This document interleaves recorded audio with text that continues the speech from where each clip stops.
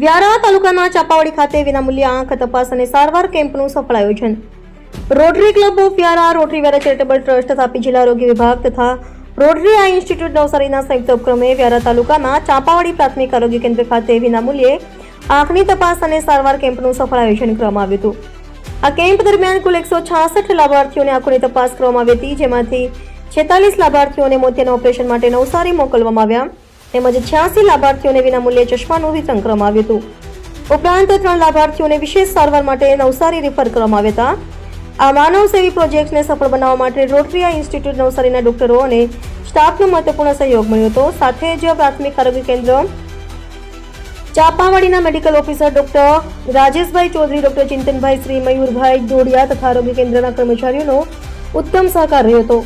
Camp દરમિયાન rotary ક્લબના પ્રમુખ રુજુતા ગાંધી સહિત રાજેશ શેઠ, ગૌરાંગ દેસાઈ અને નિલેશ સોની ઉપસ્થિત રહ્યા હતા. સમગ્ર કાર્યક્રમ જનહિત અને માનવ સેવાના ઉત્તમ ઉદાહરણ રૂપ સાબિત થયો હતો. રિપોર્ટર હાર્દિક જોશી, સોનગઢ.